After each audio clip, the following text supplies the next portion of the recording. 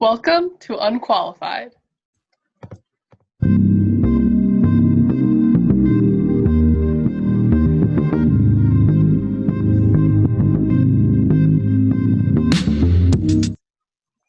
Hi, I'm Rashita. I'm Bianca. And I'm Amanda, and we're three teens who live in Arizona and decided to make a podcast. First things first, quote of the day. All right, the quote of the day today is, "It is not the load that breaks you down, it's the way you carry it." And that is by Lou Holtz. So today's topic is paranormal activity. And then just a disclaimer before we start, there are scientific explanations for today's topic. We're just exploring theories and superstitions for fun. So what we're going to be talking about today is sleep paralysis, which actually Bianca has had an experience with. So if you want to go ahead with that and share your story, Bianca. Yeah, so I think I was maybe 10 years old. I was definitely younger. I shared a room with my sister, and I was sleeping on the top bunk. And I just remember waking up, but not being able to move at all. My eyes were open, and my first thought was, oh, I'm paralyzed. So I was freaking out, and I tried to yell for my dad, but I couldn't open my mouth.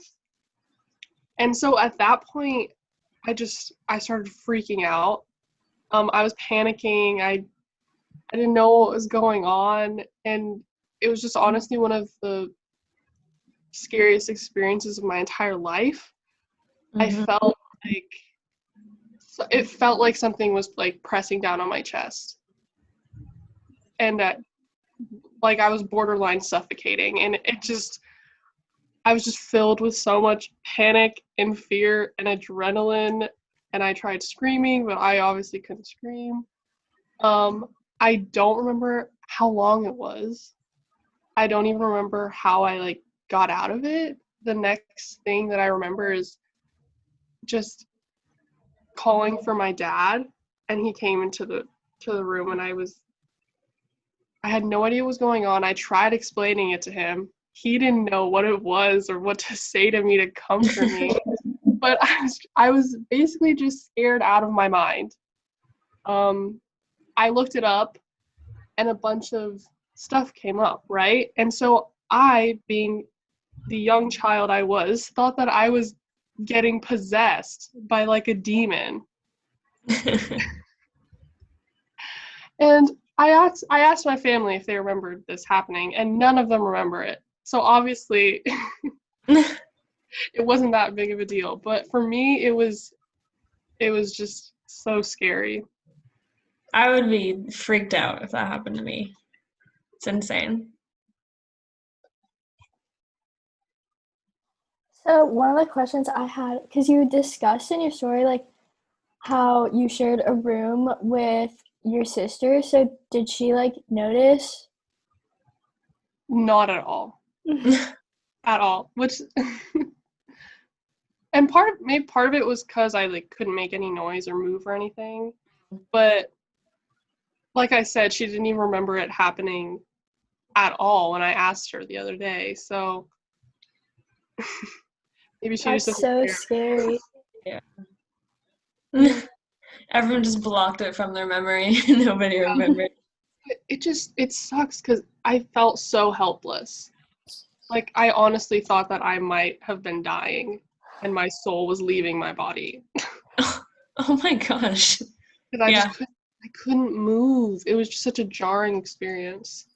Did you figure out after when you looked it up that it was sleep paralysis, or like did you know right away, like after it happened, that it was sleep paralysis?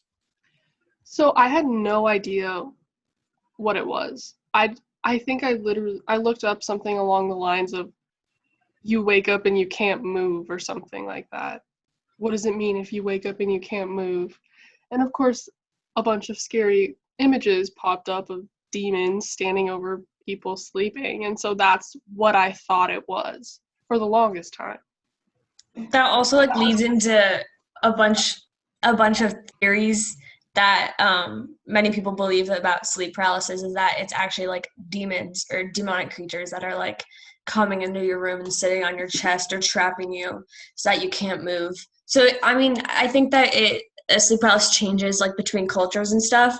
So like many different cultures think it's like different things. So like in parts of Brazil, there's tales of a creature with long fingernails that lurks on people's rooftops called the night, called Piscidaria. And it like comes into people's houses and traps them during their sleeping, which is very scary. And then in places like Canada and Newfoundland, it's called the old hag. So they come and sit on the person that's sleeping. So I mean, it's kind of the same thing between all cultures, that there's a demon coming in your room and sitting on you. It's just all these different places have different names for it, which is super interesting. So this is just some of the theories, yeah. Yeah, no, that's honestly what it feels like. It feels like someone is just standing on top of you, pushing down on your chest. It's terrifying. That sounds so painful. I mean, although like there are a bunch of theories, there actually is scientific explanations for what sleep paralysis is and what happens.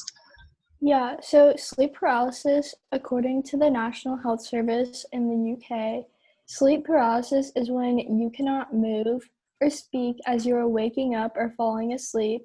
It can be scary, but it's harmless, and most people will only get it once or twice in their life.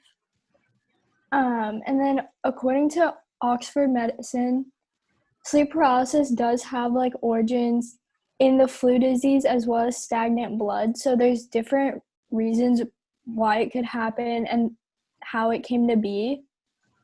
And also Oxford Medicine said that certain personality traits could lead to sleep paralysis, according to some of the studies they've done. So I don't know, Bianca. Yeah, what kind of personality? Wonder. No, and also like apparently 25 to 50% of Americans will have sleep paralysis at least once. So like you've already had it. That means like me or Rashida could like have sleep paralysis, which is so scary. Yeah, but luckily people typically only get it once, so yeah, I'm done. You're like, I'm out. That's my one time. That's it. No more. All right. Well, that was just a fun little short story. Something that we thought was interesting. So thanks for tuning in. Make sure to go subscribe to our YouTube channel, Unqualified.